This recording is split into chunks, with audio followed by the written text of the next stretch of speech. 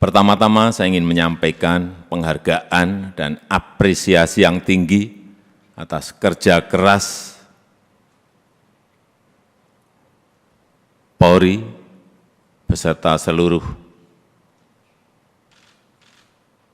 jajaran TNI, jajaran pemerintah, dan seluruh komponen masyarakat dalam menangani COVID. Itu dilihat masyarakat, dan itu juga saya lihat dan saya rasakan. Kerja keras itu. Dan hasilnya juga sangat signifikan. Sampai hari ini, yang mendorong paling kuat memang adalah dari Polri, telah 440 juta dosis vaksin yang telah disuntikkan kepada masyarakat. Dan hasilnya pandemi COVID mereda. Dan hasilnya ekonomi kita bisa tumbuh 5,44%. Dan hasilnya indeks kepercayaan masyarakat juga menempatkan Polri di puncak teratas pada saat itu. Tetapi begitu ada peristiwa FS,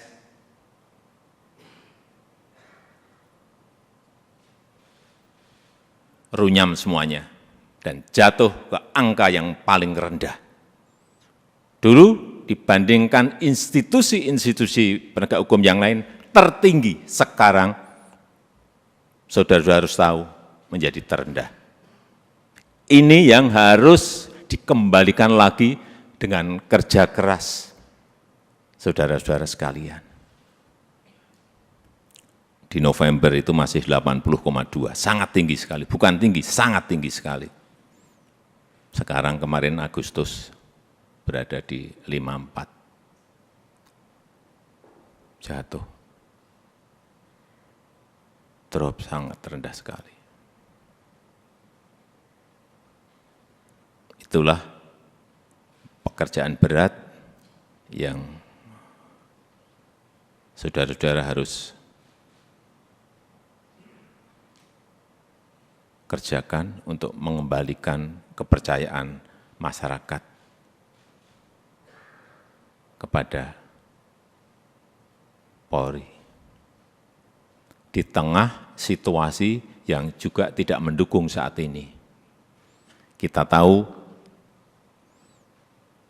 semua negara sedang sulit,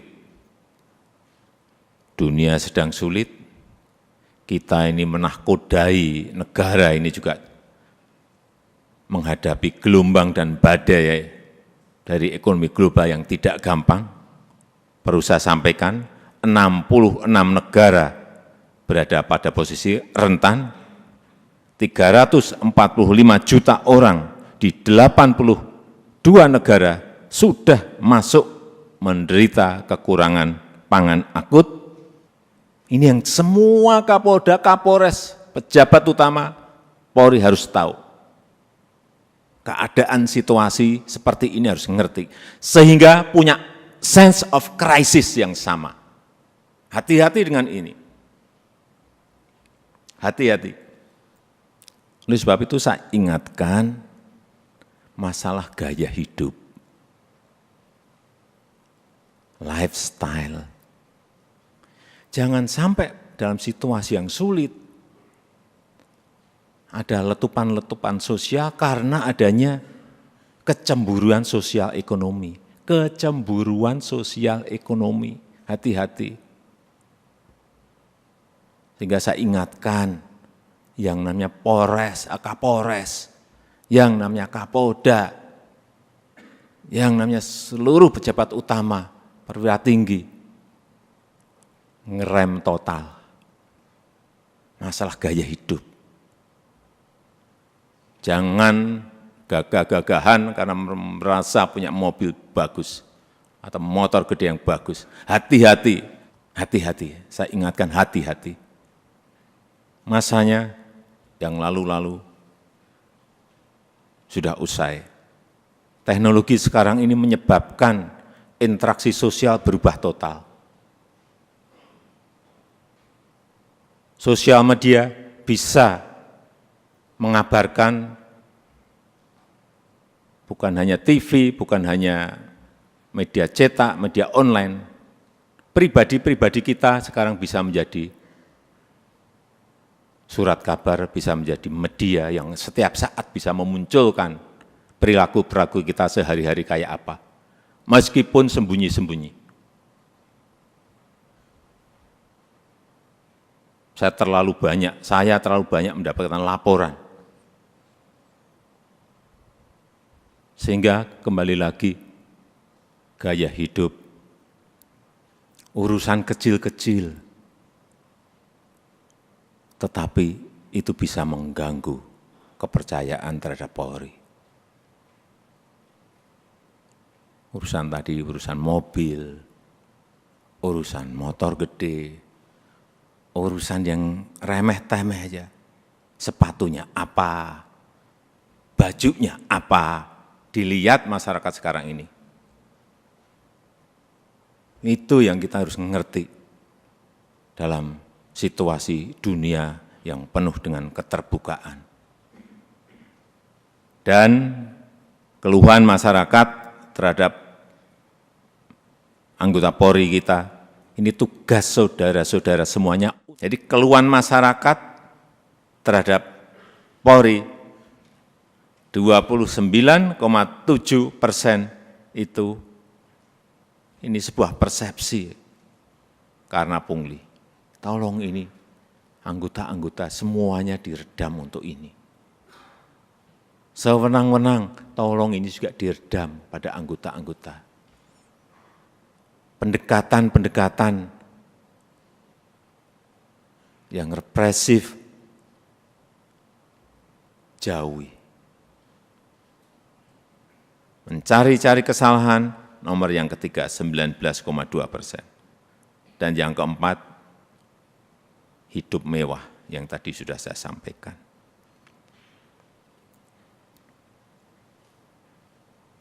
Karena Bapak, Ibu, dan saudara-saudara sekalian, itu adalah aparat penegak hukum yang paling dekat dengan rakyat, paling dekat dengan masyarakat, dan paling sering berinteraksi dengan rakyat. Jadi ingatkan anggota-anggota, selalu di briefing anggota-anggota, seluruh anggota, dan ingatkan untuk hal-hal yang berkaitan dengan pelayanan masyarakat, ingatkan mereka. Jangan sampai karena tidak kecepatan kita, yang kedua, rasa aman dan nyaman masyarakat itu, ini masalah persepsi loh. Rasa aman dan nyaman masyarakat itu menjadi terkurangi atau hilang. Karena apapun, Polri adalah pengayom masyarakat. Hal-hal yang kecil-kecil, tolong betul-betul dilayani betul.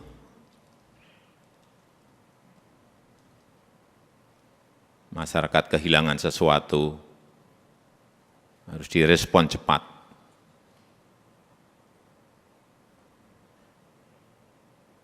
Sehingga rasa terayomi dan rasa aman itu menjadi ada. Yang ketiga, yang berkaitan dengan soliditas. Jangan sampai ini, hati-hati, ini sudah masuk tahun politik. Karena pemilu sudah berjalan tahapan pemilu sudah berjalan sejak Juni yang lalu. Harus ditunjukkan soliditas di internal Polri dulu. Rampung, kemudian soliditas Polri dan TNI, itu yang akan mengurangi tensi politik ke depan. Soliditas.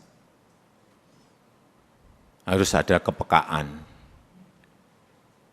Posisi politik ini seperti apa sih? Karena saudara-saudara adalah pimpinan-pimpinan tertinggi di wilayah masing-masing.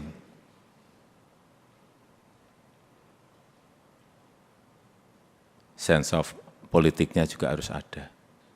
Tidak bermain politik, tetapi ngerti masalah politik, karena memang kita akan masuk dalam tahapan tahun politik. Kalau dilihat, kembali lagi, kalau dilihat Polri solid, kemudian bergandengan dengan TNI solid, saya memberikan, bolak-balik saya sampaikan, saya memberikan jaminan stabilitas keamanan kita, stabilitas politik kita pasti akan baik.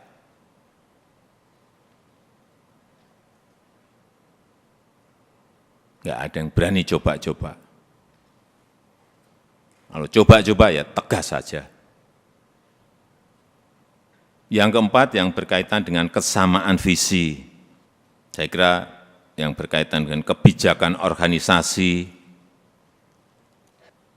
jangan terkesan kita itu gamang. Sebagai pemimpin-pemimpin di wilayah, baik itu di provinsi, kabupaten, dan kota, jangan gamang, apalagi cari selamat. Yakin sesuai dengan prosedur, yakin sesuai dengan SOP, yakin sesuai dengan undang-undang, lakukan. Visi, presisi, Pak Kapolri, saya minta juga tidak usah jelimet-jelimet, tolong disederhanakan, sehingga yang di bawah itu ngerti apa yang harus dijalankan. Apa sih kalau disederhanakan? Ya tadi yang Kapolri sampaikan tadi. Polri sebagai pelindung, Polri sebagai pengayom, dan Polri sebagai pelayan masyarakat. Intinya akan ke sana. Presisinya itu apa? Jelasin sekali lagi, secara sederhana dan jelas. Sehingga gampang ditangkap visi itu. Yang kelima, yang berkaitan dengan penegakan hukum. Jangan sampai pemerintah dianggap lemah. Jangan sampai juga Polri dianggap lemah.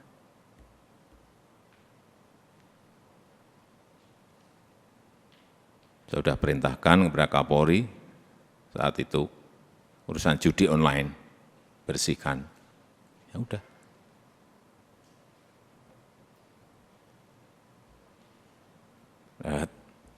Saya nggak usah bicara banyak. Saudara-saudara tahu semuanya, perintah ini tahu. Dan penegakan hukum untuk yang berkaitan dengan narkoba. Ini yang akan nanti bisa mengangkat kembali kepercayaan masyarakat terhadap Polri. Dan kalau ada sebuah peristiwa, itu segera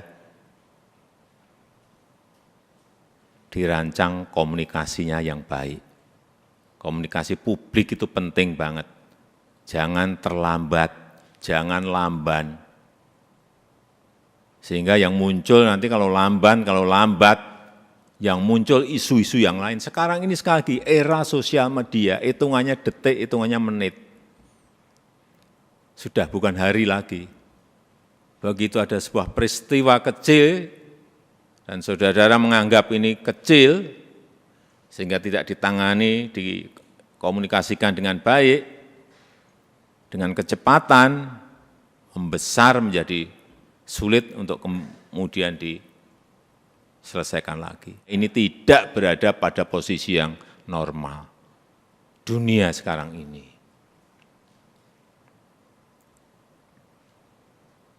Sehingga gampang sensitif dan gampang tersulut. Untuk menumbuhkan optimisme harus menciptakan hal-hal yang baik, dikontra dengan itu, dikontra dengan prestasi-prestasi, dikontra dengan komunikasi yang baik.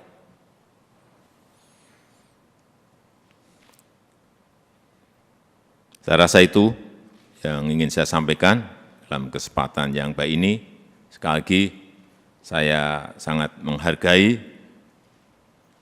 kerja keras saudara-saudara sekalian dalam penanganan COVID yang lalu, dan kita harapkan dengan kekompakan, dengan kesolidan di Polri, di internal Polri, kemudian bergandengan dengan TNI, saya percaya apa yang tadi saya sampaikan bisa kita lakukan dengan baik. Saya tutup